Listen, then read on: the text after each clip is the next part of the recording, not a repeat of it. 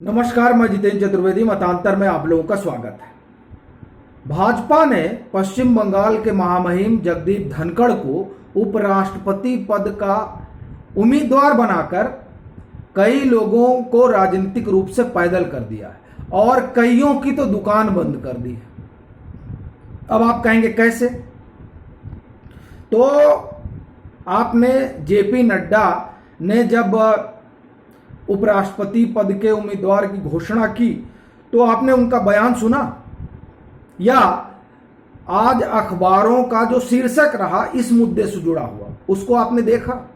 उसमें एक चीज बड़ी प्रोमिनेंट तरीके से उकेरी गई है, किसान पुत्र। यह बात ठीक है कि धनखड़ साहब बहुत हम्बल बैकग्राउंड से आते हैं, कोई लिगेसी नहीं है उनके पास। उन्होंने ये मुकाम जो हासिल किया है वो अपनी मेहनत से यहां तक पहुंचे और वो किसान परिवार से आते भी, वो किसान नेताओं से जुड़े भी रहे हैं। देवीलाल चौधरी देवीलाल के करीबी में गिने जाते हैं। उन्होंने आंदोलनों में हिस्सा लिया, जाट ओबीसी आंदोलन के अग्रणी रहे। ये तमाम चीजें हैं उनके साथ, लेकिन ये किसान पुत्र क्यों प्रोमिनेंट तरीके से उकेरा जा रहा है, यह सवाल है। और दरअसल इसी सवाल में पूरी राजनीति है कि किस तरह से भाजपा ने, आप ये कहिए कि एक ही झटके में समूचे विपक्ष को क्लीन बोल्ड कर दिया। वह विपक्ष जो किसान की बात करता है, जो खेती की बात करता है, जो किसानी सरोकार की बात करता है, ये एक तरीके से आप समझिए कि वो ऐसा ही है जैसा एनडीए ने राष्ट्रपति पद का उम्मीदवार बनाकर किया। अब जो लोग किसानी की बात करते हैं वो लोग क्या कहेंगे? वो धनखड़ साहब के साथ खड़े हैं, धनखड़ साहब के खिलाफ खड़े हैं। अगर खिलाफ खड़े हैं तो वो कैसे किसानों के हित के बारे में सोच सकते हैं? यह बड़ा सवाल होगा। आप देखिए, नीतीश बाबू ने सबसे पहले समर्थन किया। नीतीश बाबू समझ रहे हैं कि सियासत क्या है। ममता बनर्जी जगदीप धनखड़ की उम्मीदवारी का समर्थन, या हम कहें कि उनके सांसद उनके पक्ष में जाएंगे, या इसलिए उनका विरोध करेंगे चूंकि राज्यपाल रहते हुए उन्होंने संवैधानिक पाठ पढ़ाया ममता बनर्जी को।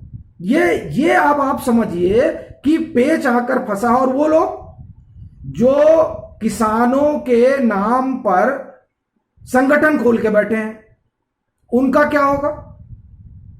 ये तमाम मुद्दे और मसले हैं। हम लोग शुरू करते हैं उन्हीं लोगों से जो कह रहे थे कि वोट कोको लेके उड़ गए। आपको ध्यान होगा 2021 में बड़ा भारी आंदोलन खड़ा गया किसानों के नाम पर। और मैं आगे बढ़ूं उससे पहले एक चीज आपको और बताऊं, जो पॉलिटिक्स है वो दरअसल आइडेंटिटी के ही नाम पर हो रही है। अब वो चाहे समूह की आइडेंटिटी हो, चाहे जाति की आइडेंटिटी हो, और चाहे धर्म की आइडेंटिटी हो।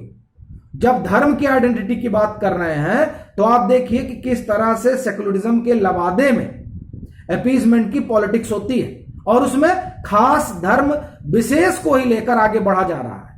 आप इंडियन एक्सप्रेस खोल लीजिए और उसके ओपिनियन पेज पर जाइए। एक ओपिनियन आया हुआ है पी चिदम्बरम का, जिसमें वो कहते हैं आई एम जुबैर।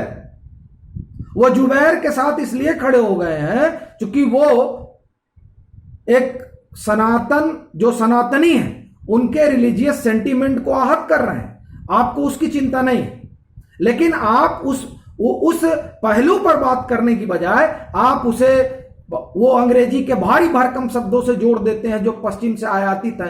डेमोक्रेसी, बताइए, फ्रीडम ऑफ एक्सप्रेशन, वो ठीक बात है, फ्रीडम ऑफ एक्सप्रेशन पे आप किसी को गाली दीजिए।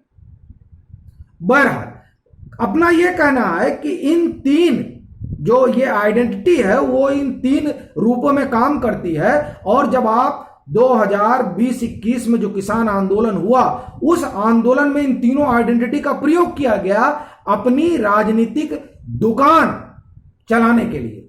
दुकान इसलिए कह रहा हूं चूंकि जब कोई मुद्दा नहीं मिला तो किसी को तो मुद्दा बनाना है, और उस मुद्दे में किसान को बलि की बेदी पर बिठाया गया। और मैं इसलिए बलि की बेदी कह रहा हूं क्योंकि जब 2022 का चुनाव के नतीजे आए और उत्तर प्रदेश में भाजपा ने सरकार बना ली, तब योगेंद्र यादव का इंटरव्यू आता है एनडीटीवी और तमाम चैनलों पर। तब उनसे जब पूछा जाता है कि अरे आप लोग तो औंधे मुंह गिर पड़े, तो उन्होंने कहा कि हमारी क्या गलती, हमने तो पिच तैयार कर दी थी।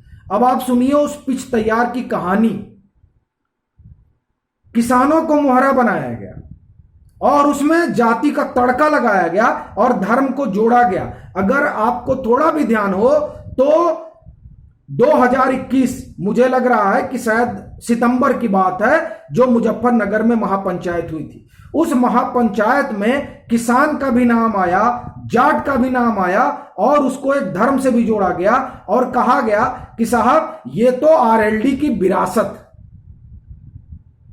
अब आप देखिए कि किस तरीके से इन तीनों चीजों को लेकर उत्तर प्रदेश के पॉलिटिकल लैंडस्केप में हलचल पैदा करने की कवायद है। और जो ये योगेंद्र यादव, तो कहा ही योगेंद्र यादव ने, आप देखिए जो भारतीय किसान यूनियन बाद के दिनों में लंबरदार बन गई किसानी सरोकार की और किसान आंदोलन का एक तरीके से राकेश टिकैत चेहरा बन गए। जब उन्हीं का संगठन टूटता है तो उसी संगठन के लोग ये कहते हैं कि कृषि कानून तो 80% किसानों के हित में था। तब सवाल ये उठता है कि फिर विरोध क्यों हो रहा था? तो विरोध दरअसल उस आइडेंटिटी को अपने साथ करने के लिए हो रहा था, जो आइडेंटिटी भाजपा और नरेंद्र मोदी के साथ जुड़ गई थी। वो आइडेंटिटी किसान की है, वो आइडेंटिटी जाट की है, खासकर पश्चिमी उत्तर प्रदेश, हरियाणा और राजस्थान में। वो नरेंद्र मोदी के नाम पर भाजपा से चिपक गई और किसान भी भाजपा के साथ हो लिया। इन दोनों को तोड़ा कैसे जाए और वो जो इनका अपना रिलीजियस कंपल्सन है उसको इसमें जोड़ा कैसे जाए, इन तमाम बातों के लिए एक आंदोलन खड़ा होता है। अब आप बताइए कि जो लोग किसान की बात कर रहे हैं, जैसे टीआरएस, अभी आपको ध्यान होगा कि टीआरएस ने बाकायदे दिल्ली में धरना दिया राकेश टिकैत के साथ, चूंकि राकेश टिकैत तो चेहरा बन गए हैं एक तरीके से। अब किसान परिवार से आते हैं धनखड़ साहब, क्या वो उनका समर्थन करेंगे? क्योंकि ये लोग तो आइडेंटिटी पॉलिटिक्स कर रहे हैं, और अगर आइडेंटिटी पॉलिटिक्स ही करना है तो अब आप एक्सपोज होंगे कि किसानी सरोकार से जुड़े या आइडेंटिटी पॉलिटिक्स से जुड़े। अब आप धनखड़ साहब का समर्थन करेंगे नहीं करेंगे, ये बड़ा सवाल है। और कांग्रेस 2015 से इस फिराक में लगी हुई है कि किसी तरह से किसान को मुद्दा बनाया जाए ताकि भाजपा को घेरा जाए। क्योंकि किसान का मतलब हो गया गांव, अभी भी 60% आबादी गांव में रहती है, और अगर उस किसान के जरिए गांव से जुड़ गया तो भाजपा के लेने के देने पड़ जाएंगे। 2015 में आपको अगर ध्यान हो तो ये जो विपස්සना करने गए थे 52 दिन की छुट्टी पर राहुल गांधी, उसके बाद से आए लौटकर, तो रामलीला मैदान में उनकी रिलॉन्चिंग के लिए एक कार्यक्रम हुआ और वो किसान रैली थी, किसान सम्मान रैली, माफ करिए नाम उसका हमको ठीक नहीं याद आ रहा है, लेकिन उसमें भूमि अधिग्रहण का मुद्दा उठाया गया था। तो 2015 से ही ये किसानों के नाम पर एक आंदोलन खड़ा करने की कोशिश कर रहे थे।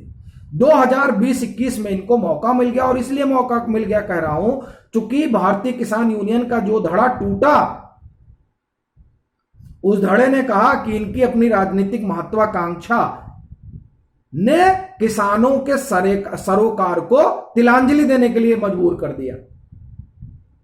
और फिर आप देखिए पंजाब में क्या हुआ।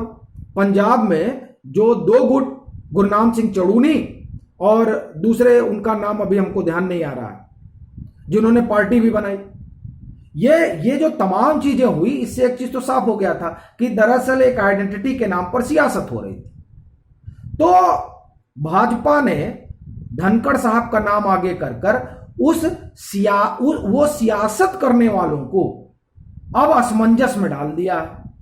अब वो क्या करें? अब अगर वो धनखड़ साहब के साथ खड़े होते हैं तब तो ठीक है भाई, आप देखिए आप किसानी सरोकार के हैं, लेकिन वो और नहीं खड़े होते हैं तो आपका क्या किसानी सरोकार है? आपने किसान पुत्र की मदद नहीं की। तो इस तरह से भाजपा ने जो ये दांव चला है, उस दांव ने न सिर्फ सियासी विपक्ष बल्कि वो विपक्ष भी जो किसानों की आइडेंटिटी के नाम पर अपना, मैं यही कहूंगा कि दुकान चलाता है, उन सब के लिए समस्या अब खड़ी हो गई है। अभी के लिए फिलहाल इतना ही। अगर आप मतांतर से नहीं जुड़े हैं तो जुड़िए, वीडियो को लाइक कीजिए, शेयर कीजिए और अपने सुझाव जरूर साझा कीजिए।